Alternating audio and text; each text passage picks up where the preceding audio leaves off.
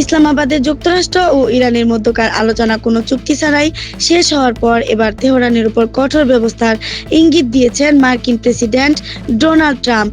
Iran যদি মার্কিন শর্ত মেনে নিতে ব্যর্থ হয় তবে দেশটির উপর নৌ অবরোধ আরোপ করা হতে পারে, এমন একটি নিবন্ধ নিজের সামাজিক যোগাযোগ মাধ্যম ট্রুথ সোশ্যালে শেয়ার করেছেন তিনি।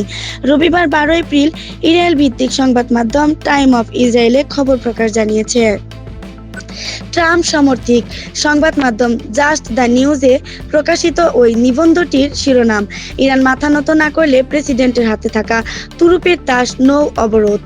নিবন্ধটিতে বলা হয়েছে, এই অবরোধের মাধ্যমে ইরানের অর্থনীতিকে শ্বাসরুদ্ধ করে দেওয়া সম্ভব হবে। এর ফলে ইরানের মিত্র দেশ হিসেবে পরিচিত চীন ও ভারতও চাপের মুখে পড়বে, কারণ দেশ দুটি ইরানি তেলের উপর নির্ভরশীল। এতে আরও দাবি করা হয়, ট্রাম্পের এই পদক্ষেপ হবে আগেকার সফল অবরোধ কৌশলের পুনরাবৃত্তি।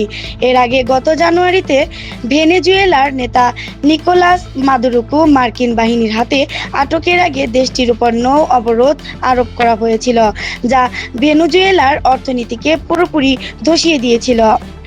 মার্কিন প্রেসিডেন্ট ডোনাল্ড ট্রাম্প সতর্ক করে বলেছেন, চীন যদি ইরানকে অস্ত্র দেয় তাহলে তাদের গুরুতর পরিণতি ভোগ করতে হবে। সিএনএ এর প্রতিবেদন অনুযায়ী ফ্লোরিডার উদ্দেশ্যে হোয়াইট হাউস ছাড়ার সময় তিনি সাংবাদিকদের প্রশ্নের জবাবে একথা বলেন। ট্রাম্প বলেন, যুক্তরাষ্ট্রের গোয়েন্দা তথ্য অনুযায়ী চীন ইরানকে সহায়তা করেছে।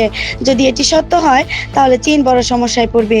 3টি সূত্রের বরাত দিয়ে সিএনএ জানায়, চীন আগামী কয়েক সপ্তাহের মধ্যে ইরানকে একটি নতুন আকাশ প্রতিরক্ষা ব্যবস্থা দেওয়ার প্রস্তুতি নিচ্ছে। এই গোয়েন্দা তথ্য অনুযায়ী ধারণা করা হচ্ছে, যুদ্ধবিরতির সুযোগ নিয়ে ইরান তার গুরুত্বপূর্ণ মিত্রদের সহায়তায় আবারও অস্ত্র শক্তি বাড়ানোর চেষ্টা করছে। এদিকে আগামী মাসের শুরুতে চীনের প্রেসিডেন্ট শি জিনপিং এর সাথে বৈঠকের জন্য ট্রাম্পের চীন সফরের পরিকল্পনা রয়েছে। নাহিদা, কথা টিভি 71, ঢাকা।